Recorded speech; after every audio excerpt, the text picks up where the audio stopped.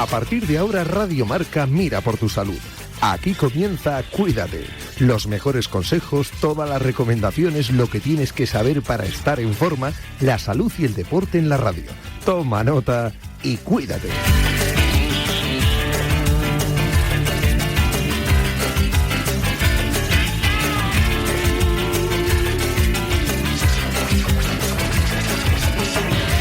Saludos, ¿qué tal? Buenas tardes, bienvenidos a Cuídate. Ya sabes que hablamos de salud en Radio Marca y lo hacemos todos los días hasta las 4 de la tarde. Hoy no voy con investigación ni con estudio, voy a ir directo al grano porque me está esperando ya Boticaria García, que tiene que contarnos un montón de cosas, pero sí quiero recordarte, para que estés muy atento, que mañana abrimos consulta especial en un programa especial con Clínica Centro. Estará con nosotros la doctora Isabel Guillén, traumatología, y nos puedes preguntar todo lo que necesites. Lesiones, molestias, bueno, pues todas esas consultas que se te puedan ocurrir que tengan que ver con la traumatología, nos las puedes enviar al correo electrónico cuídate@radiomarca.com. Cuídate@radiomarca.com. Empieza a enviarlas ya porque la consulta es mañana y solo va a estar mañana con nosotros la doctora Guillén para responder todas esas dudas que podáis tener. Así que consulta especial mañana jueves. ¿Dónde? En el correo electrónico cuídate@radiomarca.com. Yo le iré leyendo esas consultas a la doctora Guillén. Mañana con Clínica Centro. Ahora vamos con Boticaria García y después con Patricia Gutiérrez hablando de salud y bienestar mental. Comenzamos. Juan Carlos, para su hija es papá. Para su esposa es Juanqui. Para su madre siempre será Juanito. Y en el trabajo es JC. Pero para todos es el primero en proteger a los suyos. Porque más importante que cómo nos llaman es que se nos reconozca por lo que somos. Securitas Direct es ahora Verisure, como ya nos conocen en el resto del mundo. Cambia el nombre, pero no lo que somos, porque seguimos siendo los primeros en ofrecer el mejor servicio, los primeros en responder al peligro y los primeros en anticipar las amenazas. Hoy, tras convertirnos en el número 1 en alarmas del mundo, unificamos nuestra marca a nivel global para seguir siendo los primeros en proteger. Securitas Direct es ahora Verisure, tu compañía de siempre más fuerte que nunca.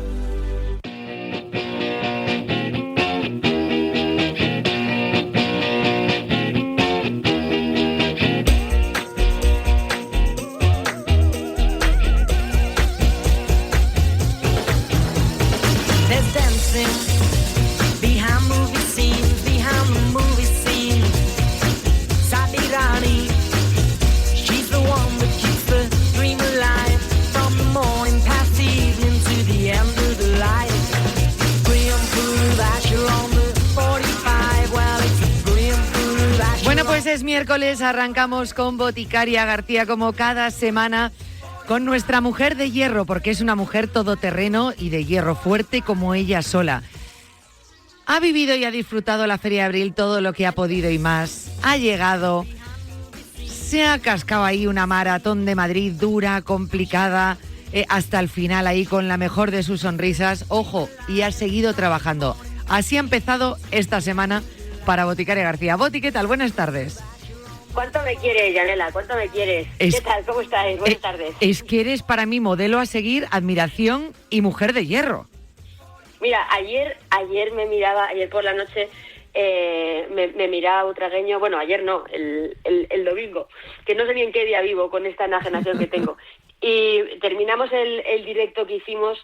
Y me mira y me dice, pero has corrido una maratón esta mañana, ahora te has cascado un directo y nos tienes aquí a todos y quieres seguir haciéndolo, pero no te podemos cansar nunca. Digo, mira, estúdiame las mitocondrias, luego te digo, estúdiame las mitocondrias, porque yo digo, vamos, ahora mismo me iba por ahí a cenar y a celebrar todo otra vez. La verdad que es un momento súper bonito.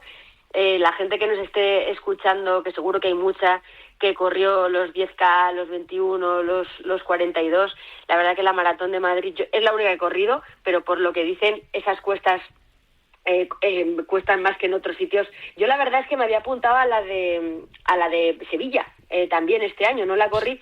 Quería correr esa primero, porque es más planita, pero bueno, mi marido se lesionó y yo dije que sin él no corría. Qué bonito. Y él le ha dado tiempo a recuperarse y ayer corrimos juntos. Bueno, corrimos juntos la primera media y luego yo le hice de liebre, la primera media, fui tirando, y cuando llegamos a los 21 le dije a la cariño, yo aquí bajo el ritmo y continúa tú, que él tenía ganas de hacer su marca, yo no tenía ningún interés en hacer ninguna marca, solo en terminarla y disfrutar, así que muy divertido, la verdad, y creo que es bonito. Yo quiero darle las gracias a todo el mundo que sale a las calles, porque lo bonito que es la gente que no te conoce de nada, va leyendo como en tu dorsal pone el nombre, es muy guay, porque te van animando, ¿no? Yo lo que creo es que es algo que si uno corre y realmente está preparado, o sea, no tiene que ser algo, como me decía, el sábado por la tarde se vino Butra a dar un paseo conmigo.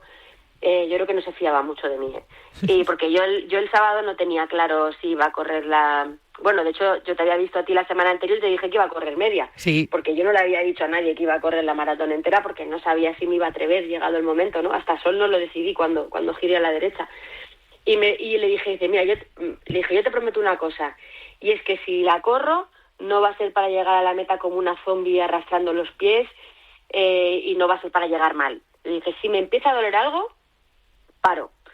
Hombre, molestia, sufrimiento, entre comillas, tienes, ¿no? Pero si empieza a doler algo que dices, uy, aquí esto me duele, digo, paro y no la sigo porque me decían, no te me lesiones.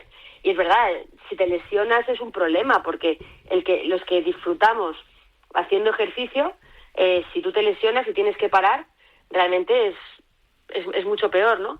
Entonces, bueno, tuve la suerte de que no me dolió nada, y entonces mi hijo también, Carlitos, me había dicho el día de antes, pero mamá, si no te duele nada, si solo estás cansada, tú sigue, porque te cansas ahí, pero luego descansas.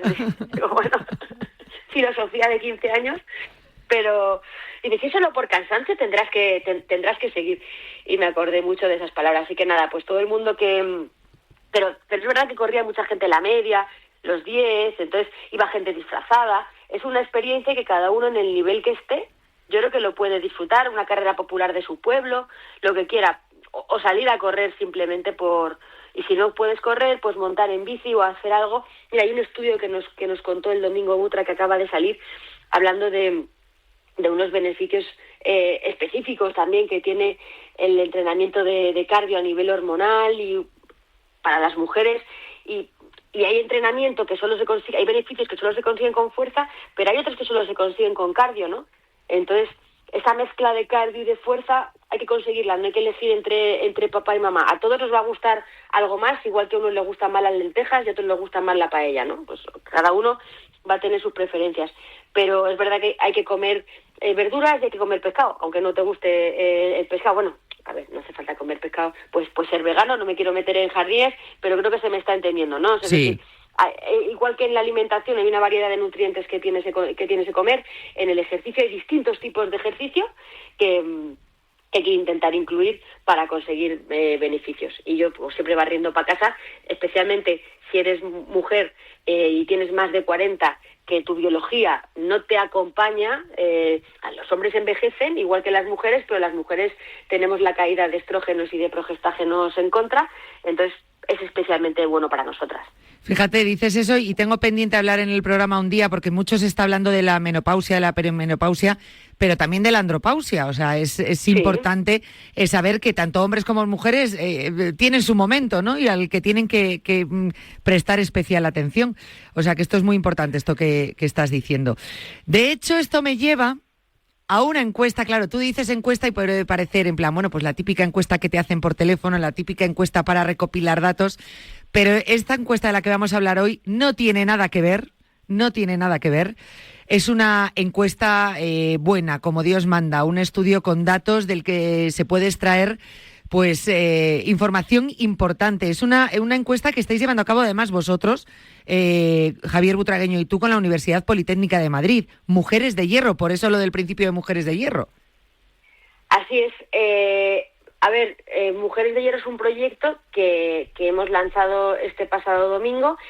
Y no es una encuesta, no es un formulario que rellenas y ya está, es un estudio científico que hemos impulsado nosotros desde nuestra plataforma Cuerpos Serranos, con más investigadores como Ana Belén Peinado de la Universidad Politécnica, con Víctor, con Nuria.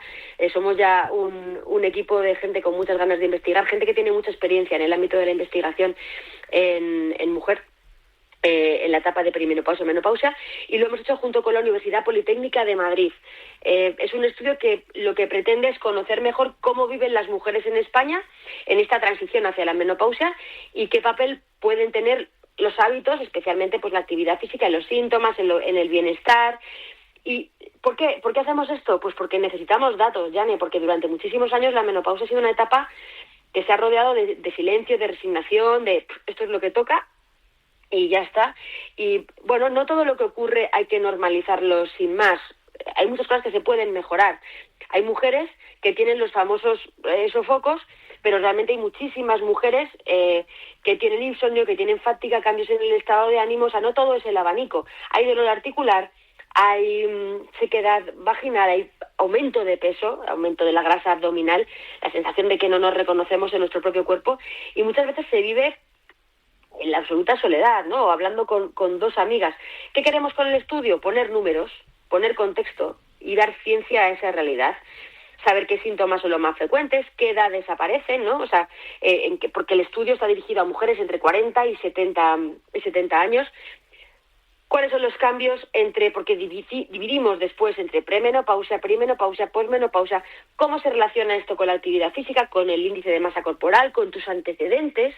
Hacen falta datos, y sin buenas recomendaciones, bueno, pues sin datos no puede haber buenas recomendaciones, ¿no? Para empezar.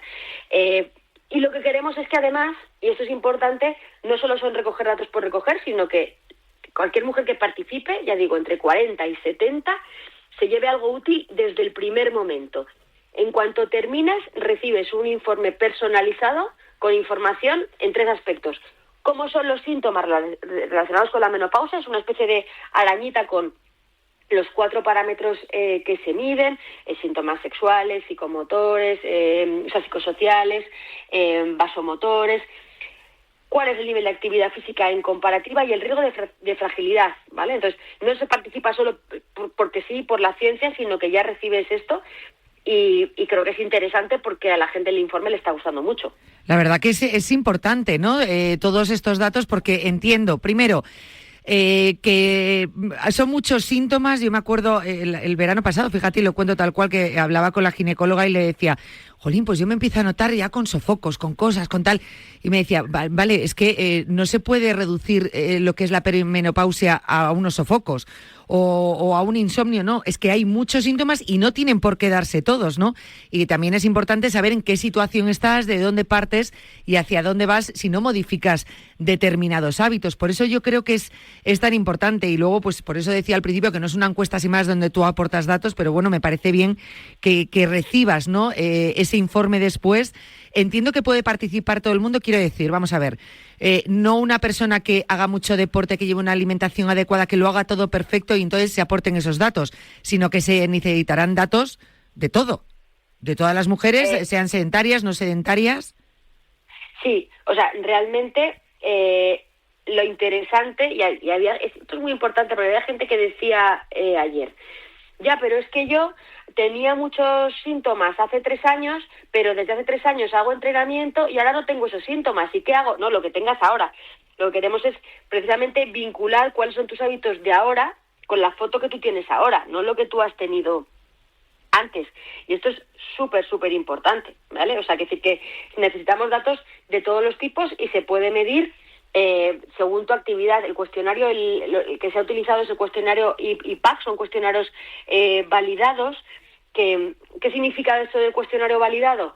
Pues que no es que nos hayamos puesto Javier Utragueño y yo a decir, vale, ¿qué les preguntamos a estas señoras? No, hemos cogido unos cuestionarios que están validados de manera internacional, ¿vale? Uno se llama MENCOL, es que MENCUOL, significa Menopause Specific Quality of Life Questionnaire, y es un cuestionario que lo mismo lo puedes hacer aquí que en Australia, que en Canadá. Y como son las mismas preguntas, se puede comparar específicamente cómo está la población aquí y cómo está en Suiza o cómo está en cualquier sitio, ¿vale? No es un cuestionario genérico de salud. Está pensado para esta etapa y para todas estas cosas que tú decías, todas las variables que pueda tener una mujer, si es sedentaria, si no es sedentaria, si tiene más, si tiene menos síntomas, todo eso, agruparlo, ¿vale? Entonces, por ejemplo, hay una cosa que valora el cuestionario MENCOL que es muy importante, que es sobre todo la severidad. No es lo mismo, la variedad de los síntomas y la severidad de los mismos. Esto quiere decir, no es decir la menopausia me está afectando, pero que uno tenga sobre todo sofocos y sueño y la otra dolores o la esfera sexual, ¿no? Hay que ver y qué están haciendo esas personas, esas mujeres que tienen unos y otros. Y no es lo mismo decir, a mí me afecta porque duermo mal, pero medimos la severidad, se mide del 1 al 6. No es lo mismo decir, pues mira, no duermo bien, es que no pego ojo todas las noches. Eso lo mide el cuestionario también, ¿no? El grado de afectación. Y luego hay otro cuestionario que se llama el IPAC, International Physical Activity Questionnaire. Es la versión larga. Esto fue un poco objeto de discusión entre nosotros, más que de discusión, de debate, es decir, hacemos que dure un poquillo más, porque el cuestionario se tarda 15-20 minutos. ¿Por qué? Porque no es de la Super Pop, Yanela, porque para que se pueda investigar ya ciencia, 15 minutos se pasan en un tristras, como decimos nosotros. Entonces, este cuestionario, que es más largo, lo que va a medir es actividad en el trabajo, en las tareas del hogar, en el ocio, el sedentarismo, y eso luego se transforma en los MED, que son los minutos por semana. Aunque las mujeres lo que van a recibir es muy sencillo, ya van a recibir en su informe los minutos que hacen, ¿no? Entonces, no es preguntar, ¿tú te mueves? ¿Haces actividad media, moderada? No, es una herramienta que va pam, parte por parte, ¿no? Entonces, bueno, es muy, muy bonito también cómo está haciendo la respuesta. La verdad que tú me lo comentabas, ¿no? Que en esta primera parte estaba siendo un éxito absoluto, que habían participado muchísimas mujeres, porque realmente se necesita mucha participación para un estudio como estos. Bueno, en el momento del lanzamiento ya solo esa noche teníamos a 2.000 participantes, que esto es como se dice en los estudios, una N, una muestra, ¿no? Un número de participantes, una N, que está bastante bien, aunque nuestro objetivo es llegar a muchos más. Y es importante, ¿no?, que participen muchos, como dices. ¿Por qué? Porque España no es homogénea, no vive igual tampoco una mujer de 42 que una de 58, ni una que está empezando con ciclos irregulares que otra que lleva 10 años en posmenopausia. No vive igual una mujer físicamente activa que otra que no se puede mover. Podemos tener 2.000, pero cada una de su padre y de su madre, ¿no? Entonces, cuantas más mujeres participen, más capacidad tendremos para entender la diversidad. Y de verdad, yo quiero invitar a todas las mujeres que tengan entre 40 y 70, si vives en España, porque buscamos mujeres que vivan en España, si vives fuera, tenemos marcado para poder poner el país. Y esto está muy bien, porque nosotros lo excluimos de la muestra española, pero podemos ver cómo están las expatriadas, ¿no? Entonces, entrando en cuerposerranos.com, en las 3 rayitas que aparecen en cualquier web, lo que llaman la hamburguesita, las 3 rayitas, pinchas ahí en las 3 rayitas y ahí vas a ver que aparece estudio mujeres de hierro. Es muy fácil. Y con eso, en 15 minutos tienes tu informe. Y es verdad que se ha estudiado mucho en España y en el mundo entero sobre salud masculina y también en la mujer, en el embarazo, en la fertilidad, pero la menopausia se ha quedado ahí un poco en tierra de nadie, parece que ya importa menos. Y es que una mujer puede vivir décadas después de la menopausia, vamos, muchas décadas, ¿no? Esto no es un trámite, esto es salud presente y salud futura.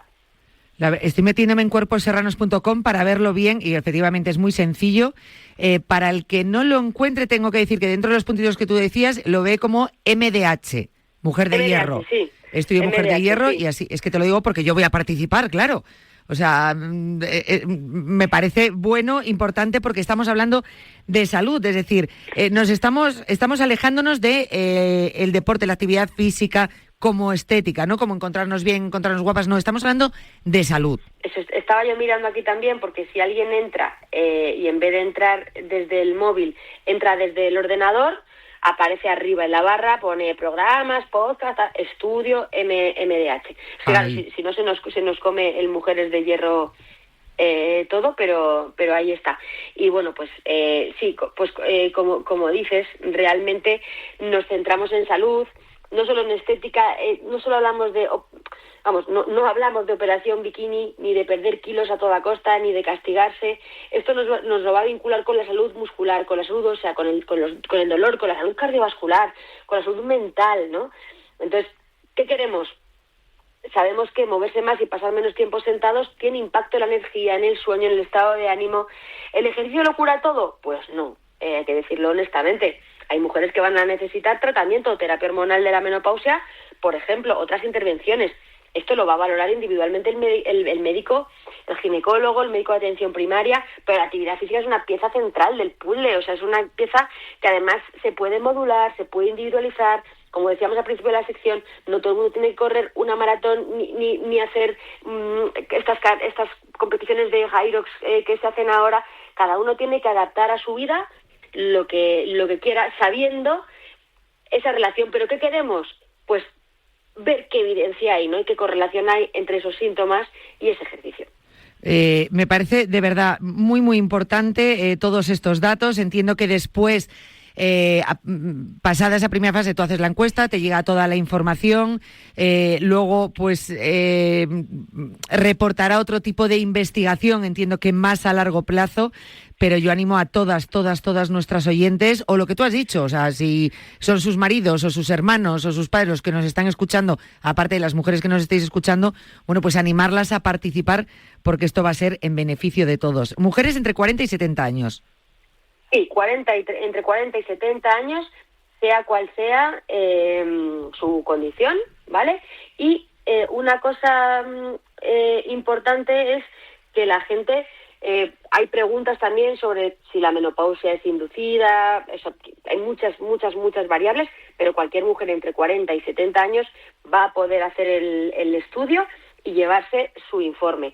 Y como, yo quiero que la gente entienda que aparte de ese estudio, ese informe, que nos gusta mucho verlo, el PDF, que además lo hemos puesto con muchos colorines y está precioso para verlo, tienes que hacerlo, Jane, para que veas lo bonito que es.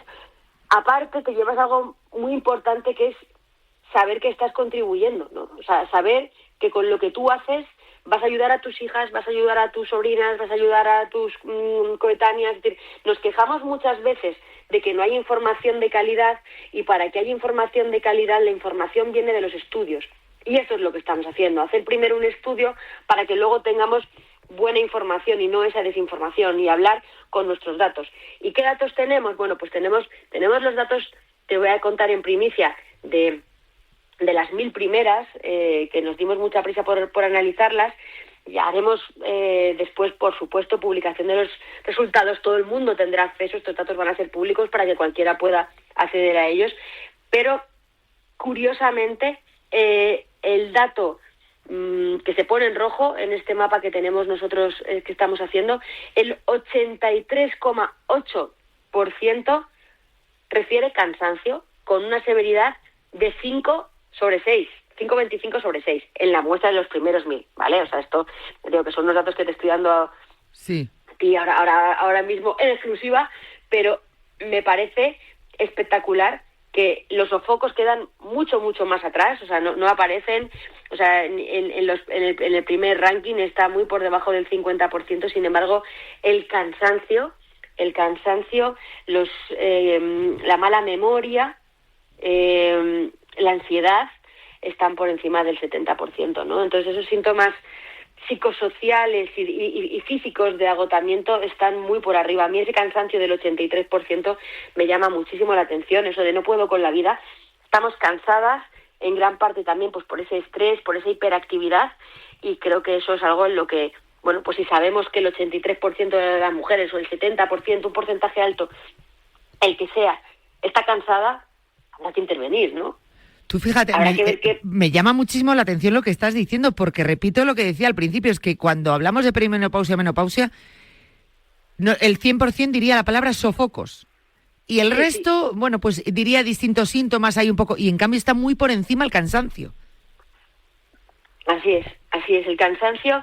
Nosotros tenemos cansancio, mala memoria, menos resistencia, cambios en la piel, también depresión, tristeza, y uno que es interesante, que es la flatulencia. ¿Por qué? Pues porque tenemos muchos problemas de microbiota. Me tenemos una mucho. Alteración de la microbiota importante, y de esto pues vamos a hablar mucho también, y bueno, pues poco a poco son muchos temas que abordar, pero ya te digo, nuestro primer paso era poner el granito de arena en esta parte de la investigación. Pues nos lo apuntamos, repetimos, o sea, todos aquellos que nos estéis escuchando, pues cuanto antes se participe, se recopilen esos datos. Yo prometo, como este fin de semana es puente, antes de... entre hoy y mañana hacer el formulario, porque aparte es que me interesa, o sea, me interesa a mí personalmente, pero después, por todo lo que vas a ayudar, no solo te vas a ayudar a ti, vas a ayudar a muchísimas mujeres de hoy y de mañana a entender mejor esos síntomas, esa menopausia y, oye, pues repetimos, pues a que puedan cambiar muchas veces pues esos hábitos, esos consejos que hay ahora que más o menos te van guiando, ¿no? Pero muchas veces que no hay datos detrás que lo sustenten, que a veces hay tantos síntomas como personas, pues desde luego agrupar los más comunes para saber hacia dónde tenemos que enfocarnos. Me parece interesantísimo. Cuerposerranos.com y efectivamente es muy sencillo, yo es que lo había abierto en el ordenador, por eso lo había visto, estudio MDH, mujer de hierro, y ya te metes, y es que es directo, vamos, entras directamente. Porque tengo que seguir con el programa, si no le daba ya a quiero formar parte del estudio. Es que dan ganas, dan ganas. Claro, ya que estoy, me pongo. Pues nada, los que estén en casa, las que estén en casa, y los que estén en casa reenviando, y las que estén en casa o tengan un ratito allá donde estén, pues que le den, y en 15 minutos tienen su informe. Y lo agradeceremos infinitamente. Voy a hacer el típico grupo de WhatsApp, mensaje de difusión a todas mis amigas y tal, en plan, venga chicas, esto. Qué guay, pues te lo haré un montón. La verdad que por los grupos de WhatsApp, esos grupos del cole, además, donde se manda tanta porquería muchas veces, pues oye, esto es importante. Los grupos de la gente que está en pilates, la gente que hace cualquier cosa, macramé, todo nos viene fenomenal. Y mira, esta semana ya ha habido un montón de ginecólogas que se han ofrecido a compartirlo en las consultas. Hay mucha gente encantadora que lo está compartiendo porque valora lo importante que es además ir de la mano de la Universidad Politécnica, que no olvidemos que no es una cosa que nos hayamos inventado nosotros, que hay un comité de ética detrás y que todos los datos, por supuesto, hay una garantía sobre la protección de datos, y hemos invertido también mucho, porque eso cuesta dinero, en garantizar la seguridad del estudio. Así que a ese respecto, que todo el mundo se quede muy tranquilo. Pues Mujeres de Hierro, nosotros lo vamos a recordar, vamos a aportar nuestro granito de arena también en el programa todos estos días. Y de aquí a unas cuantas semanas espero que me digas que ya hayáis duplicado los datos y que no dais abasto con tanto dato. Ojalá sea así. Así, eso es lo que deseamos. Boti, muchísimas gracias. Nos vemos la próxima semana. Hasta luego. Un abrazo. ¿Quieres estar al día de todo lo que ocurre en el mundo del póker? David Lozagua y su equipo te resumen toda la actualidad cada domingo en Marca Póker, el programa de referencia en España. Marca y Radio Marca te invitan al Mutua Madrid Open. Podrás asistir gratis, si sigues hoy de bien gratis, a todos los partidos del torneo, incluyendo las semifinales y la final. ¿Qué tienes que hacer para conseguir tu entrada? Pues entra ya en encuentratusitio.marca.com y elige uno de los asientos de la caja mágica premiados. No lo olvides, encuentratusitio.marca.com. ¿Cuántos días tiene la semana? Veo 7. ¿Y las maravillas del mundo? Veo 7. ¿Y el nuevo canal de televisión donde ponen peliculones y series como Sin Rastro, Caso Abierto o Blue Bloods? Veo 7. Llega Veo 7, tu nuevo canal de televisión con el mejor cine y series de acción, suspense, investigación. Veo 7, gratis en tu televisión en abierto y en las principales plataformas.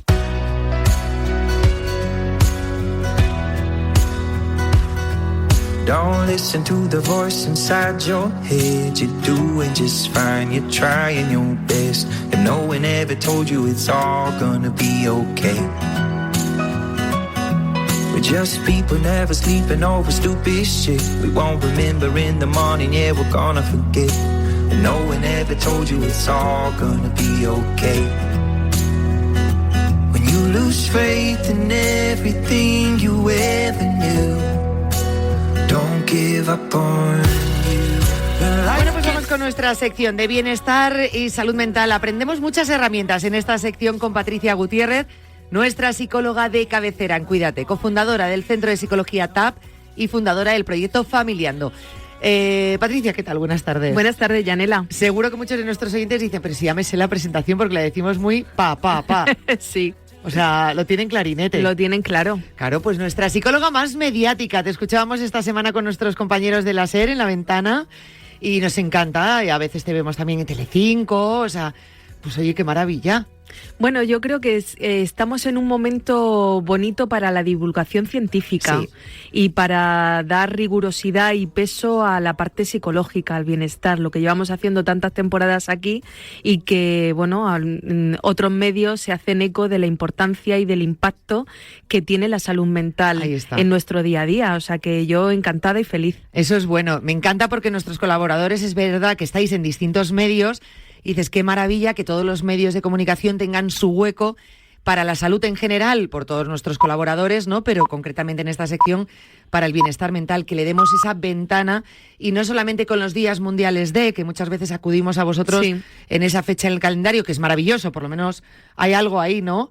Pero que, bueno, pues cada cierto tiempo pues acude a estos temas porque se va haciendo un hueco en la salud y sobre todo, como digo, el bienestar mental, que es tan importante, y al final todos terminamos acudiendo a vosotros porque lo necesitamos mucho. Y sobre todo el dotar recursos, ¿no? El tener un espacio para la reflexión, el tener esa parte de conocimiento tan importante que se necesita para estar regulado y en equilibrio con la alta demanda que tenemos a día de hoy. Efectivamente. O sea, ¿no? Siempre abrimos el debate de, bueno, pero necesitamos más ayuda, necesitamos más soportes, bueno, necesitamos más recursos porque tenemos más demanda, ¿no? Claro. Y llevamos 2 semanas hablando del estrés y justamente es esto, es entender que tenemos unos recursos que poner en marcha para afrontar las demandas, y cuando sientes que no tienes los recursos para la demanda, entonces aparece una respuesta de estrés.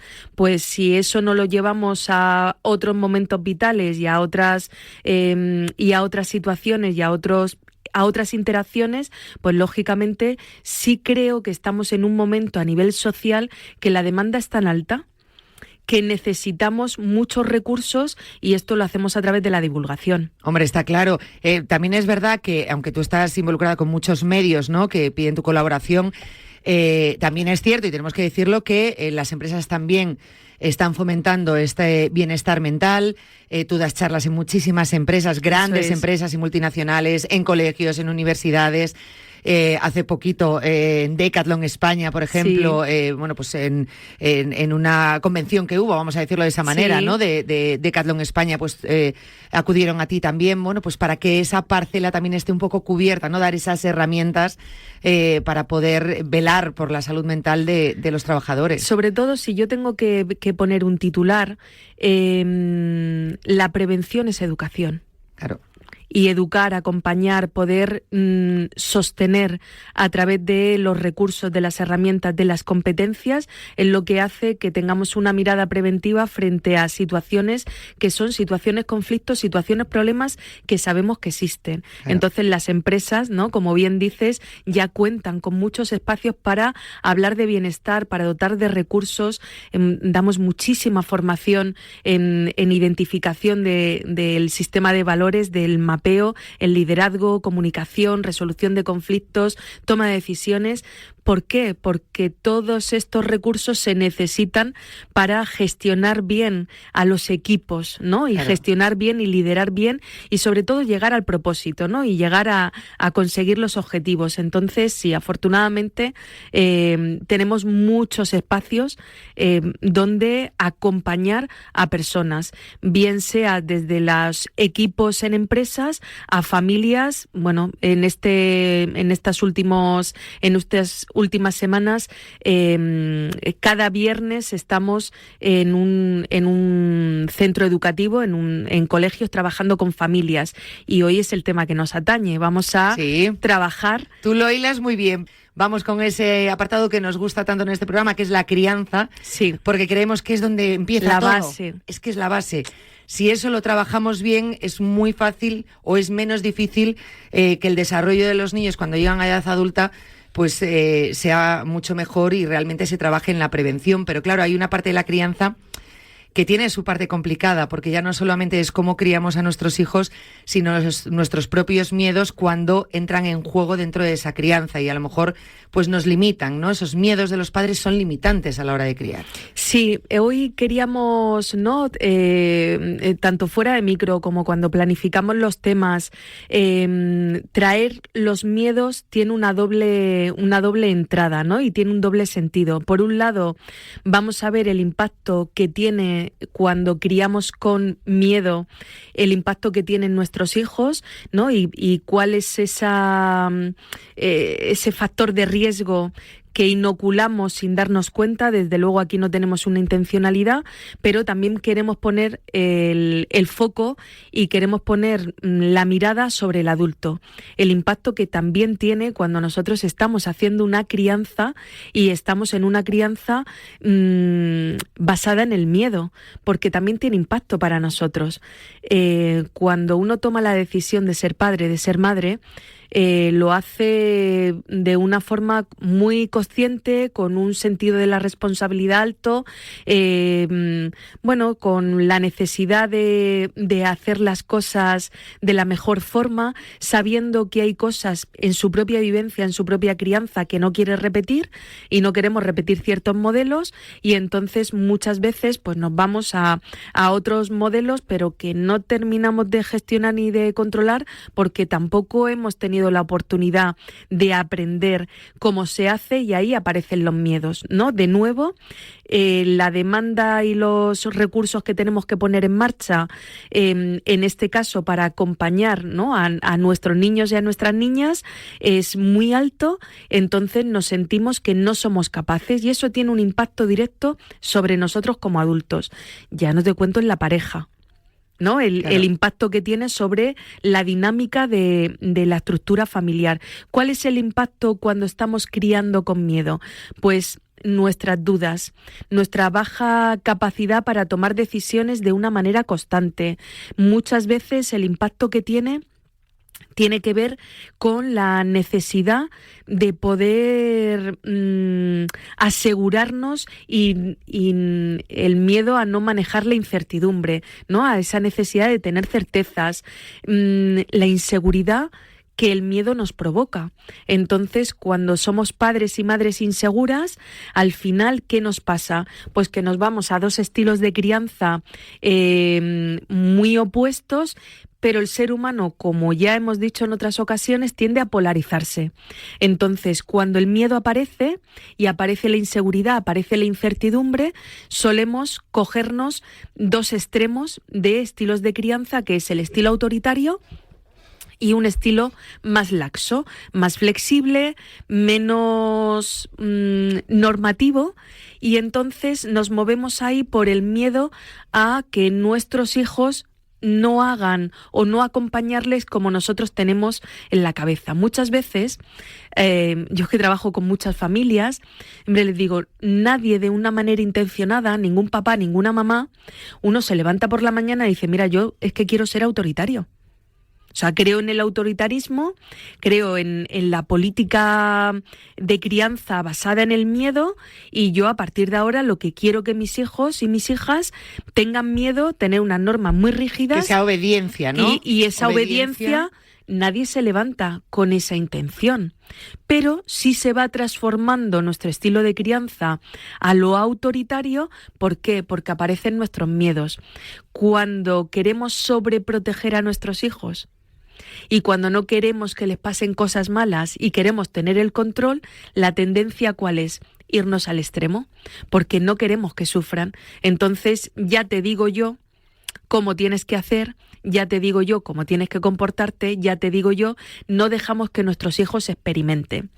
Y no es consciente la toma de decisiones, sino que el miedo está haciendo que se reproduzca un estilo de crianza autoritario, porque queremos sobreprotegerles y queremos protegerles. Entonces, yo que soy la máxima autoridad en esta unidad familiar, nosotros que somos la máxima autoridad, pues entonces te vamos a decir qué esperamos de ti, cómo tienes que comportarte y qué reglas rígidas tienes que seguir.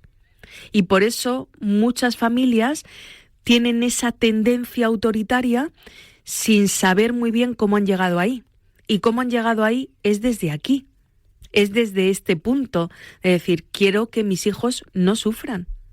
Entonces ya... Claro, que el fondo, la intención es positiva. Es positiva, es de amor hacia tu hijo, pero cómo se transforma ese amor es muy limitante para nuestros hijos.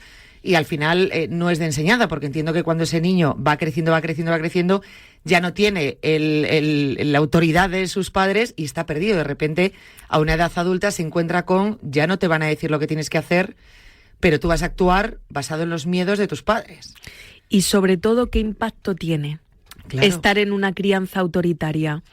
Pues baja capacidad para tomar decisiones, lo que tú decías, desaparece la guía y desaparece el adulto que me dice cómo tengo que actuar y entonces estoy perdido. Baja autoestima, inseguridades, miedos replicados, bien los que has visto u otros, porque el miedo se expande como una mancha de tinta negra, ¿no? Es una gota que aparece y lo empaña todo. Entonces tenemos niños que en esa crianza autoritaria el impacto es de mucha inseguridad, de poca capacidad para afrontar, para explorar, para tomar decisiones, para experimentar. Lo que llamamos en psicología baja apertura a la experiencia. Y es tú dime lo que tengo que hacer, que yo aquí me siento seguro y sobre todo no asumo la responsabilidad porque no quiero confundirme, no quiero fallar. Entonces dices, es que a mi hijo le cuesta mucho tomar decisiones. No quiero decir con esto que si tenemos niños más inseguros, que tenemos que reforzar la autoestima, es que los padres estemos ejerciendo un estilo de crianza autoritaria, pero a lo mejor sí tenemos reglas verbales muy rígidas a nivel interno y no estamos dando opciones a que nuestros hijos experimenten. Aquí lo difícil en crianza, como siempre, es el equilibrio. Claro. Esto es lo complicado, ¿no? Estar en un estilo de crianza donde haya una mirada cooperativa, democrática, con límites claros, con capacidad para que nuestros hijos puedan formar parte de su propio desarrollo, pero siempre dentro de un marco y de unas normas que tienen que ver con nuestra familia, ¿no? Con nuestra casa, con nuestro sistema de valores, con nuestra manera de entender el mundo y de percibir el mundo. Claro, cuando no estamos en ese equilibrio, decíamos, en crianza con miedos, con papás y mamás que tienen miedo, o nos vamos a una estructura de estilo más autoritario o más laxo, o nos vamos a una parte más laxa. ¿Qué sucede? Que con el miedo a que nuestros hijos sufran, a que nuestros hijos no nos quieran, a que nuestros hijos no nos sientan de apoyo, a que nuestros hijos no crezcan de una manera, pues eso, libre, pues entonces les dejamos hacer sin límites. Y es todo mucho más laxo lo que el niño quiera. No es que si quiere, ¿no? Si nos vamos a etapas más tempranas, cuando estamos, por ejemplo, introduciendo ciertos alimentos, no es que no le gusta, yo prefiero no obligar, ¿no? Y entonces, como sé que no le gusta este tipo de fruta, este pescado o esta verdura, pues no se lo pongo. ¿Para qué voy a tener un conflicto en casa? Claro. ¿No? Son el miedo al conflicto en este tipo de padres está es muy reseñable. Entonces, para evitar el conflicto, no pongo situaciones que sean de una interacción, ¿no? De un límite. Yo aquí lo que digo es, bueno, entre nada y todo, vamos al punto intermedio, que es que en el plato de nuestros hijos tienen que estar esas verduras que no le gustan o que en principio no están dispuestos a probarlas, pero tienen que estar presentes. Y a lo mejor puedes comerte y negociar, comerte la mitad. Sí, pero no decir no te lo pongo o no te para lo comas evitar o no lo... el conflicto, porque nos da miedo que nuestros hijos tener un problema con ellos, ¿no? Que no nos quieran. Esta es la gran referencia cuando nuestros hijos nos quieren, porque dentro de la unidad familiar lo que hay es amor. Claro. Es que el amor es el pegamento que nos une dentro de una unidad familiar. El amor, la comprensión, la empatía, la escucha, la capacidad para acompañar. Eso es tener el equilibrio, ¿no? Dentro de esas capas protectoras que las familias formamos, debemos, incluso en aquellas situaciones en las que nos supone un conflicto, no rehuir del conflicto, porque también desde esa estructura, estilo de crianza más laxa, lo que le decimos a nuestros hijos es que tienen que evitar los conflictos. Hemos dicho en muchas ocasiones en este espacio que somos un modelo para nuestros hijos. Si ven que rehuimos los espacios de conflicto, nuestros hijos van a afrontar toma de decisiones, van a afrontar su manera de abordar. No van a experimentar. Pero para esto los adultos tenemos que trabajar nuestros miedos. Claro. El miedo al conflicto, el miedo a no ser queridos, el miedo a fallar, el miedo a dañar. Porque muchas veces en crianza lo que nos pasa es que tenemos miedo a dañar a nuestros hijos con nuestra toma de decisiones. Que en parte, si lo vemos en términos de evaluación, de impacto psicológico, está muy bien tener una mirada preventiva. ¿Esto daña? ¿Suma o resta? ¿No? Está bien tener capacidad de análisis, pero los miedos no nos pueden llevar a los extremos en crianza, porque sabemos que tanto en estilo más laxo como en un estilo más autoritario, lo que tenemos son niños más inseguros, con peor autoestima, con poca capacidad para resolver conflictos, toma de decisiones y que inhiben responsabilidades, que no se atreven a liderar o que no se atreven a proponer o que no son proactivos en su gestión, incluso comunicativa, con su grupo de iguales. No tienen una comunicación más pasiva, más reactiva. Y este es el impacto que tiene. Claro, ahora si nos vamos a esos miedos, el miedo a dañar, a no ser querido, a no ser suficientemente buenos, a confundirnos, a que para nuestros hijos nuestra toma de decisiones tenga un impacto negativo, ¿cómo reducimos los miedos? Lo primero es que si estamos en una unidad familiar con pareja, si tenemos monoparental o monomarental, pues mira, tiene que ser, lo tenemos que resolver con nosotros mismos porque no queda otra. Pero si estamos en pareja, yo invitaría a nuestros oyentes a un café largo. Es decir, oye, ¿cuáles son tus miedos con respecto a nuestros hijos? De esto no se habla en pareja. De esto no hablamos las familias, porque se sobreentiende que cada uno cuenta con sus recursos, que cada uno gestiona como puede y tenemos poca conciencia de qué nos sucede. Y aquí nuestra máxima, siempre en una mirada preventiva, en esta sección, en este espacio, ¿qué decimos siempre?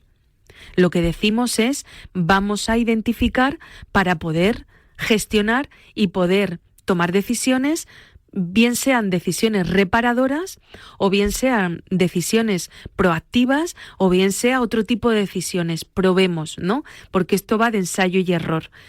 Pero para eso tenemos que detectar cuáles son nuestros miedos. Lo que pasa que al principio entiendo, yo por ejemplo me siento con mi pareja a ver esos miedos y probablemente los primeros que veamos sean los más grandes, ¿no? Y digamos, bueno, pues miedo a que le pase algo, miedo a que sufra, miedo a que yo le genere un rechazo como padre, porque eso yo creo que van a ser los miedos comunes.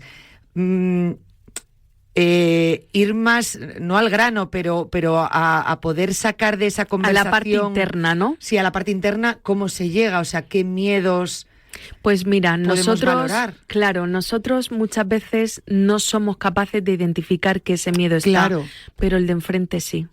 Entonces, en esta conversación tenemos que tener mucha apertura a una posible crítica. Pues mira, Yanela, yo lo que veo es, ¿no? Imagínate que tú y yo estamos debatiendo en casa. Pues mira, Yanela, yo lo que percibo es que tienes mucho miedo a que nuestra hija le suceda algo, entonces tiendes a sobreproteger y no le dejas explorar. Pero eso tiene que ver contigo, con tu propia experiencia. Veo que en tu familia también está esta tendencia. Fíjate que tu madre sigue llamándote para preguntándote después de que eres una mujer adulta, absolutamente autónoma, independiente, pero este es un poco el modelo familiar.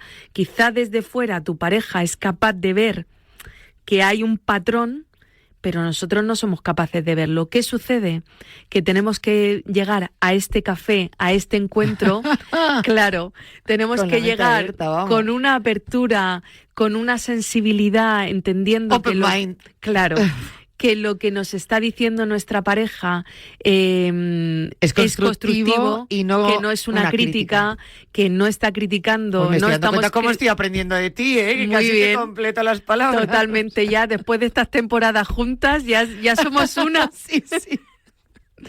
Y tenemos que llegar a esa conversación y tenemos que llegar a ese encuentro y a esa apertura de verdad, de corazón y de alma, con ganas de aprender, con ganas de mejorar, sin sentirnos atacados o atacadas, sin sentir que es que la otra persona nos cuestiona.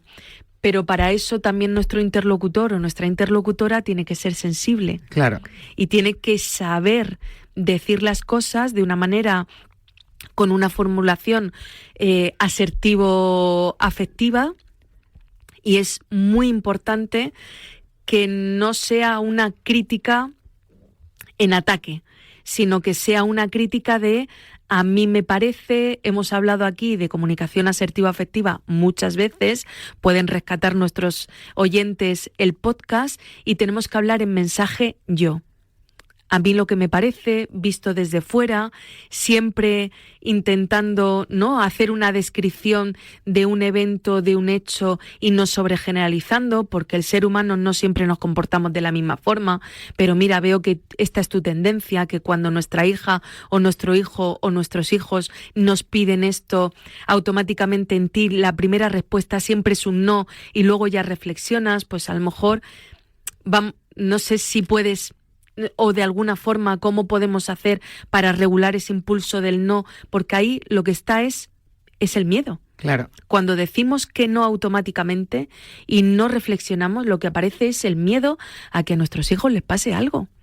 Sobre todo en etapas preadolescentes y adolescentes. Empiezan a salir, empiezan a quedar, empiezan a salir de la urba, empiezan a salir de nuestro entorno familiar y entonces nos cuesta. Lo que siempre solemos pensar los padres de a niños grandes problemas grandes, ¿no? Sí. Cuando te dicen, uy, madre mía, a ver cuándo empieza a andar, tiene 2 años, 3 años, a Sí. ver cuándo empieza tal, y siempre hay algún padre que te dice, no, a niños grandes problemas grandes.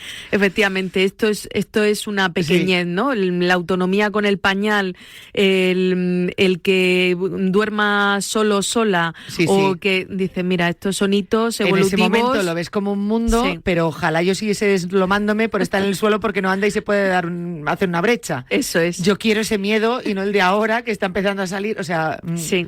Sí. En aquel momento lo veía un mundo, pero es que ahora lo veo más. Fíjate, y creo que has dado con una clave muy importante, que también nuestros miedos como familias, como padres y como madres, son evolutivos. Claro. El miedo a que se haga una brecha cuando empiezan a gatear a esa velocidad a la que van y empiezan a dar los primeros pasos que estamos, ¿no? Intentando que nuestro entorno sea lo más proteccionista y quitar cualquier esquina, ¿no? Cualquier pico y cualquier posible problema. Pero la realidad es que ese miedo llevado a los 14, a los 15, a los 16 o a los 12 es el mismo miedo que es que a mi hija o a mi hijo no le pase nada, Claro. ¿no? La brecha ya no se lo hace en casa, sino que no pase nada en... Que no sea una brecha emocional en Eso el recreo con sus compañeros, que nadie le haga daño, que no le pasa nada cuando sale porque no estoy yo cerca, o sea... Entonces, lo primero que tenemos que hacer con los miedos es identificarlos. Y si no podemos solos, ahí nuestras parejas, nuestro entorno familiar, incluso nuestros buenos amigos, son capaces de hacer una lectura de cuál es nuestra tendencia. Si estamos todos los amigos, más o menos tenemos todos hijos de la misma edad, y resulta que 2 de ellos dicen, oye, nos vamos a comprar chuches al kiosco, y tú dices, no, que hay que cruzar una carretera, tú te quedas aquí. Vamos a detectar cuáles son nuestros miedos, vale, para ver en qué estilos de crianza, ¿no? Si estamos en alguno de los 2 extremos o si estamos en el equilibrio, en una crianza mucho más democrática, parlamentada, que no quiere decir, cuando entramos en el término democrático, no quiere decir, o crianza respetuosa, no quiere decir que no haya límites. Por supuesto que hay límites, hay normas y hay reglas, pero hay algunas que son más flexibles o no y se negocian en función de la edad de nuestros hijos. Vamos a ver qué estilo de crianza tenemos, vamos a ver cuáles son esos miedos que nos están impidiendo disfrutar de esta etapa, porque es que esto es una etapa, somos madres y somos padres siempre, pero la implicación temporal que tenemos ahora con nuestros hijos que aún conviven en casa no tiene nada que ver. No quiere decir que cuando nuestros hijos tengan 30, 40, 50 años no aparezcan miedos o la necesidad de protegerles. Por supuestísimo, ¿no? Si se lo preguntáramos a nuestros padres y a nuestras madres, nos dirían sí, el miedo está, pero aprendes a convivir con él y hay que disfrutar de cada etapa. Entonces vamos a identificar cuáles son nuestros miedos y si no sabemos hacerlos solos y solas, entonces vamos a hablar en la familia cuáles esos miedos que nos caracterizan para poder gestionarlos y poder atajarlos y poder modularlos. El miedo no es que desaparezca, pero tenemos que saber gestionarlo. El miedo es una emoción más y fenomenal porque nos da información, en este caso de peligro, ¿no? o de inquietud. Estar en alerta, pero saber gestionarlo. Eso es, esa es la clave. Vale, me parece muy bien. Bien. Te lo digo yo, que yo sigo llamando a mi madre cuando salgo tarde del trabajo, 8 de la tarde en invierno, mi madre, que está en Galicia. Claro. Cuando llegues a casa una llamadita, hija. Me lo sigue diciendo. Claro. Y yo, pues, antes no lo entendía, la llamaba, refunfuñaba. Yo, fíjate, viviendo en Madrid, yo, pero mamá, por favor. Le llamaba, venga, mamá, que ya estoy. Ahora la entiendo más que nunca. Entonces, según estoy entrando en el garaje, lo primero que hago es llamar a mi madre. Mamá, estoy entrando en el garaje ya. O sea que digo, claro. Entiendes perfectamente su miedo. Claro, porque va a dormir tranquila, yo le llamo. Pero fíjate que es una falsa percepción de control. Sí. Porque cuántas veces, ahora no, porque efectivamente estarás entrando en el garaje, pero cuántas veces con 20 años, 25 y 30... Bueno, ya he llegado. Claro. Le mandaba el mensaje de copas, ya he llegado, y yo seguía de copas. Claro. Pero el mensaje le llegaba. Pues ya está, falsa percepción de control. Esto, que mi madre, yo creo que esto... Bueno. Yo le voy a decir que no escuché este programa, ya te lo digo yo, mamá, lo siento, no he hecho... Eso es Patricia. Yo eso no lo he hecho soy nunca. Yo. Nunca. Eso soy yo. Pero si es lo normal. Claro. Y es lo que harán nuestros hijos con nosotras. Porque cuando a mí me llega el mensaje a las 3 de la mañana de mi hija diciendo, ya estoy en el colegio mayor, ahí estaré en la puerta del colegio mayor agazapada para ver si es verdad. ¿Te imaginas? Y todas las amigas, ya está tu madre aquí. Sí. A mí no me la cuela, a mí no. Madres acosadoras. Sí, tal cual, tal cual. No. Pero yo siempre, yo me escondo en un segundo plano. Así no le llega el miedo. No puede ser, ya eso tampoco. No.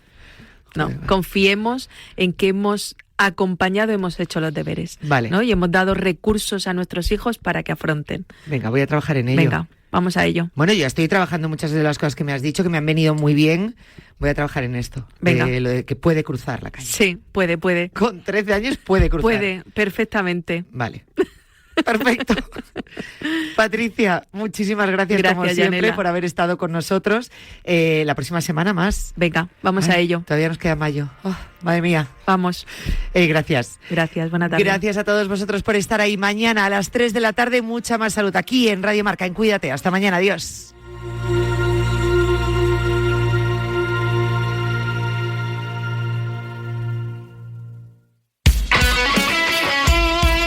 El deporte es nuestro. Radio Marca.